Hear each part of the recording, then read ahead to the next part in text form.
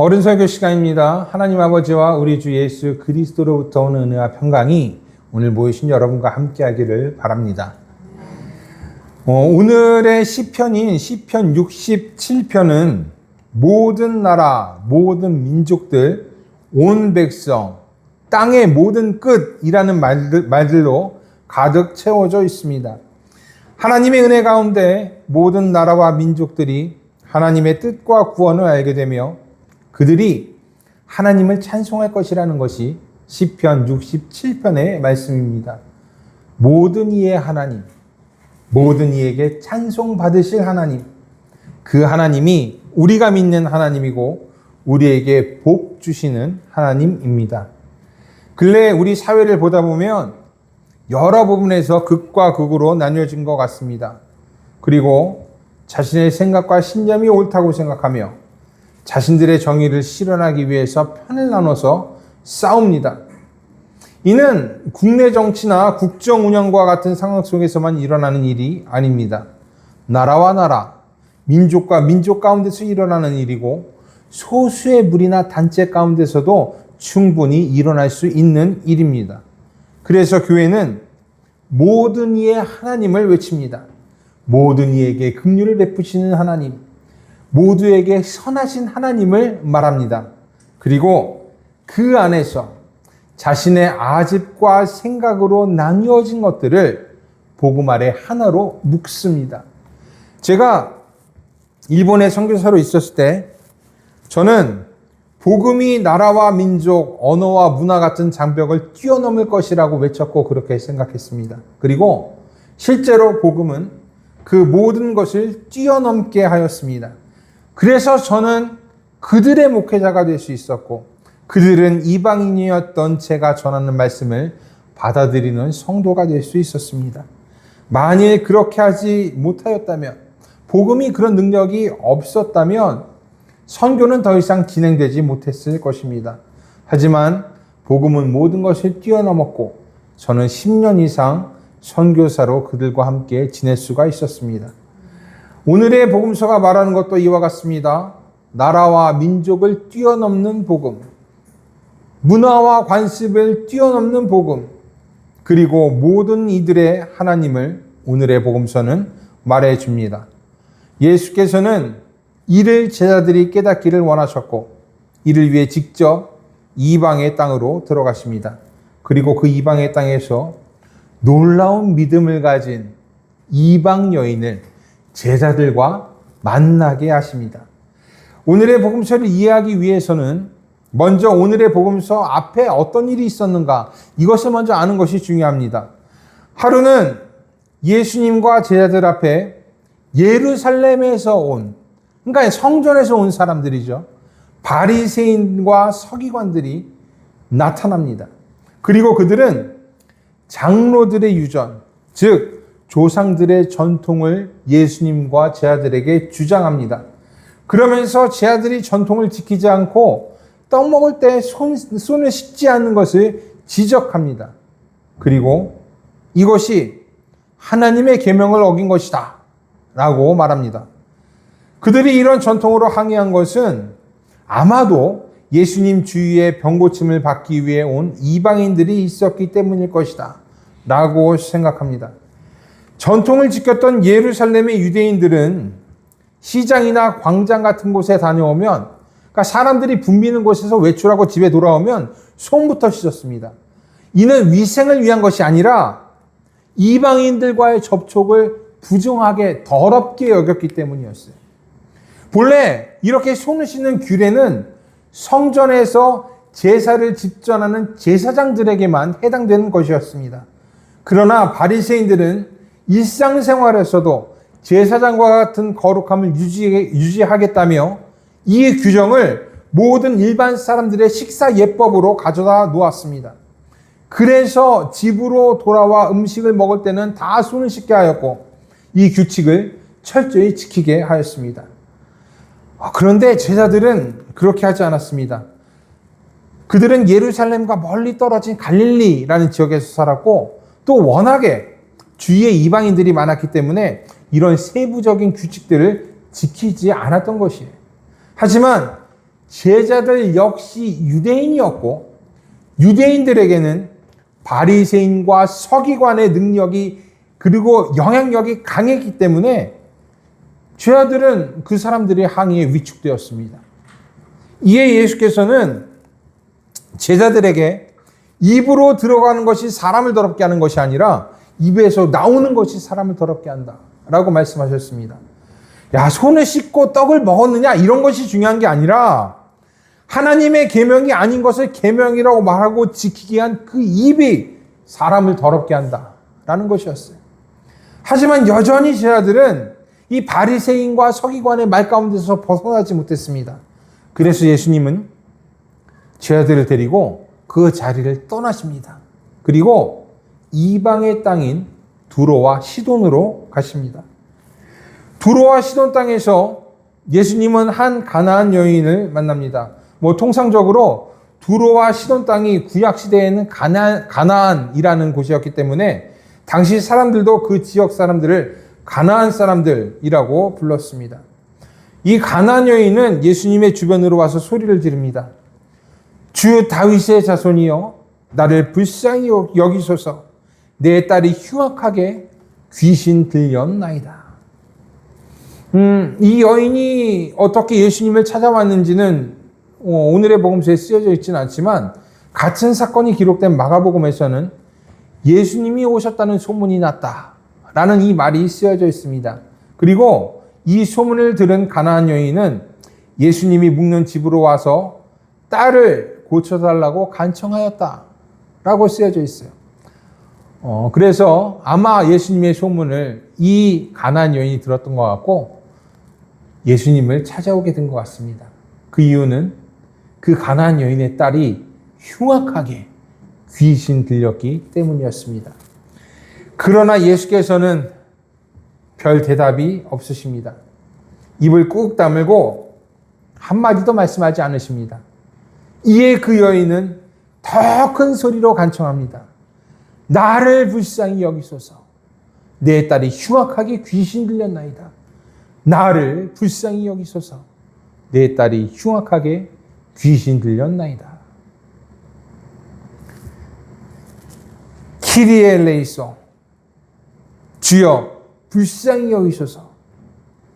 지난주에도 말씀드렸다시피 우리의 예배의 시작에서 우리도 외치는 말입니다. 우리가 이렇게 예배 가운데 우리를 불쌍히 여기소서라고 외치는 것은 이거 그냥 하는 말이 아닙니다. 예배를 심심치 않게 하기 위해서 하는 말도 아니고 예배를 구성지게 짜기 위해서 하는 말도 아닙니다. 이는 우리의 구원이 오직 주님께 있다라는 그런 고백입니다. 오직 주님만이 우리를 구하시고 도우실 수 있다라는 외침입니다. 나의 어려운 상황 속에서 우울하고 갑갑하고 아무도 도와줄 수 없는 이런 고난 속에서 주님만이 나를 구원할 것이다 라는 그런 믿음입니다. 그래서 우리는 예배의 시작 부분에서 우리를 불쌍히 여겨달라고 외칩니다. 지난 한 주 동안 어렵게 짊어지고 왔던 모든 짐들을 주님 앞에 내려놓고 잠깐 쉬게 해달라고 기도합니다. 내 짐이 너무 무겁고 감당하기 어려우니 주님, 나 좀 불쌍히 여겨달라 라고 우리는 예배를 통해 주님께 외칩니다. 그러면 우리 주님께서는 수고하고 무거운 짐진자들을 모두 쉬게 하십니다. 그 짐을 내려놓게 하시고 하늘의 평안을 우리에게 주십니다. 이것이 우리가 키리에 엘레이소를 부르는 이유입니다. 이처럼 오늘의 복음서의 가나안 여인도 나를 불쌍히 여겨달라라고 외칩니다. 그런데 예수께서는 이 외침에 한마디도 대답하지 않으십니다. 참 이상하죠? 언제나 사람들의 외침에 즉각 응답하는 예수님이었는데 이번에는 아무런 말씀이 없으십니다. 그래서 제자들이 예수님께 청합니다. 그 여자가 우리 뒤에서 소리를 지르오니 그를 보내소서. 그를 보내라 라는 말이 얼른 그 여인의 소원을 들어줘서 보내라는 것인지 아니면 그냥 쫓아버리라는 것인지 저는 잘 모르겠습니다. 그러나 문맥상 너무 시끄럽고 방해되니 어쨌든 그 여인을 얼른 보내달라라고 요청하는 것 같습니다. 가나안 여인은 정말 막막한 마음에 예수님을 찾아왔는데 제자들은 그 막막한 마음을 전혀 이해하지 못하고 있는 거예요. 정말 힘들어서 찾아왔는데 주님밖에 없어서 찾아왔는데 제자들은 아유 시끄러워 그러고 있는 것입니다. 그러자 예수께서는 이렇게 답변하십니다. 나는 이스라엘 집에 잃어버린 양 외에는 다른 데로 보내심을 받지 아니하였노라. 이 말씀을 그 여자가 들었는지 아닌지 모르겠지만 제자들은 확실히 이 말씀을 들었습니다. 이를 들은 제자들의 마음이 어땠을까요? 당연하다라고 생각했을까요? 아니면 예수님이 평소와 조금 다른데? 라고 생각했을까요? 그것도 아니면 아유 우리 예수님이 이제 제자들을 찾아오는구나. 이제 예수님이 바리새인하고 서기관들의 말을 듣는구나. 라고 이렇게 생각했을까요? 우리야 이 가나안 여인처럼 이방 사람들이고 이방 사람에 대한 접촉을 대수롭지 않게 생각하니 제자들의 마음이 어땠는지는 알 길이 없습니다. 그러나 제 생각에는 제자들의 마음도 그리 편치는 않았을 것이다 라고 생각합니다. 어쨌든 예수님의 행보는 그동안의 예수님과 달랐기 때문입니다. 그리고 이 일은 점점 점입가경이 되어갑니다. 여자가 예수님 앞으로 와서 절하며 다시 한번 큰 소리로 도움을 요청했기 때문입니다. 이에 예수께서는요, 더 모진 말씀을 하십니다. 자녀의 떡을 취하여 개들에게 던짐이 마땅하지 아니하다. 앞서의 예수님의 답은 가나안 여인이 들었는지 못 들었는지 확실하지 않습니다. 그러나 이번 예수님의 답은 가나안 여인도 확실하게 들었습니다. 예수님의 답변은 완강했습니다. 자녀의 것을 취하여 자녀의 것을 빼앗아 이방인들에게 줄 수 없다라는 그런 말이었습니다. 당시 유대인들은 이방인들을 개에 비유했습니다. 더러운 곳에도 쉽게 들어가고 정결하지도 않은 그런 동물이기 때문입니다. 게다가 레위기 11장에 따르면 개는 부정한 동물입니다. 그래서 순수 혈통을 주장했던 유대인들은 혼혈 민족인 사마리아 사람들을 개처럼 여겼어요. 그들은 성전도 없었기 때문에 그들을 주인이 없는 유기견이다 라고 생각했습니다. 그리고 이방인들도 그 사마리아 사람하고 똑같이 여겼어요. 그래서 예수께서는 가나안 여인을 도우는 것이, 이방 사람들을 도우는 것이 개들에게 던지는 것이다 라고 말씀하신 것입니다. 이는 이방인들을 향한 일반적인 유대인들의 생각을 드러내는 것이었습니다. 마치 이방인들과의 접촉을 부정하게 생각해 떡 먹을 때 손을 씻는 것처럼, 또 그것이 하나님의 계명인 것처럼 말했던 바리새인과 서기관들처럼 그렇게 이방인들을 낮춰보고 그들을 편견으로 대하는 유대인들의 심리를 예수님께서 나타내신 것입니다. 그리고 이를 통해 제자를 포함한 모든 유대인들이 원하고 있었던 나눔, 가름을 말씀하십니다.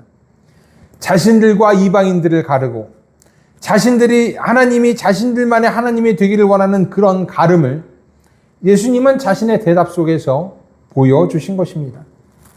하지만 이 모든 것은 예수님의 계획이었습니다. 제자들에게는 이방인도 믿음을 가지고 있다는 것과 그 믿음이 유대인들보다 충분히 클 수 있다는 것을 보여주는 동시에 가나안 여인에게는 진짜로 자신을 신뢰하고 있는가, 구원이 이스라엘에서 나오는 것을 믿는가에 대한 그런 시험이었습니다. 그리고 가나안 여인은 이 시험을 보기 좋게 통과합니다. 그녀가 어떻게 말합니까? 그저 이렇게 말해요. 주여, 올소이다마는 개들도 제 주인의 상에서 떨어지는 부스러기를 먹나이다. 자신들만이 하나님의 자녀이고 자신들만이 옳고 자신들만이 선택되었고 자신들만이 믿음이 좋고 자신들만이 크다고 생각하는 유대인들, 그래서 전통을 내세우며 계명에 따르지 않는 그런 전통까지도 지키며 이방인들을 개처럼 여기는 그들 앞에서 이방 땅의 여인은 누구보다 놀라운 믿음을 보여줍니다. 어느 유대인들도 할 수 없는 그런 대답을 하면서 그들이 가지고 있는 편견을 박살냅니다. 그리고 이 믿음에 예수께서는 즉시 이렇게 응답하십니다. 여자여, 내 믿음이 크도다. 내 소원대로 되리라 하시니 그때로부터 그의 딸이 나으니라. 이런 예수님의 응답은 그저 이방 여인을 불쌍히 여기는 동정심에서만 나온 것이 아닙니다. 이방인의 믿음을 인정하고 그 믿음이 유대인들보다 크다고 인정하신 것입니다. 지난주 복음에서 예수님께서는 바다를 걷다가 빠진 베드로에게 이렇게 말씀하셨습니다. 믿음이 적은 자여, 어찌하여 의심하였느냐. 믿음이 적은 자여 라고 말씀하셨습니다. 그런데 이번의 복음서에서 예수님은 내 믿음이 크다라고 말씀하십니다. 이는 자신의 믿음을 자랑하고 자신의 혈통을 내세워 이방인들을 우습게 생각하는 제자들에게 큰 도전이 되었을 것입니다. 절대로 이방인들을 두 번 다시 무시하지 못하게 되었을 것입니다. 그리고 이런 믿음에 대한 인정과 예수님의 치유는 하나님이 이스라엘만의 하나님이 아니라 모든 이들의 하나님이라는 것을 나타내었습니다. 모든 이들을 불쌍히 여기시는 하나님, 모든 이들의 간절함을 돌아보시는 하나님, 시편 67편의 말씀처럼 모든 민족을 공정하게 심판하시는 하나님, 이 하나님을 예수님은 오늘의 복음서를 통해 나타내십니다. 앞서서 말씀드린 것처럼 지금 우리의 시대는 많은 것들이 나눠져 있습니다. 사람들은 서로 자기가 옳다라고 생각하고 주장하고 그리고 나뉘어져서 싸웁니다. 나라와 나라가, 민족과 민족이, 단체와 단체가 나뉘어졌습니다. 그리고 서로가 나쁘다고 손가락질하고 싸웁니다. 이런 시대를 살아가는 우리들에게 필요한 것은 이 모든 것을 하나로 묶는 복음, 즉 하나님의 말씀이라고 저는 생각합니다. 복음 아래 하나님은 모든 이들의 하나님이 될 것이고 나뉘어진 것을 하나 되게 하실 것이기 때문입니다. 그리고 우리들도 제자들처럼 이방 땅에서 전혀 생각하지 못한 그곳에서 놀라운 믿음을 보게 될 것입니다. 하나님께서 그렇게 하실 것이기 때문입니다. 나만의 하나님이 아닌 우리 모두의 하나님의 은혜가 이 자리에 모인 여러분들에게 풍성히 임하기를 바랍니다.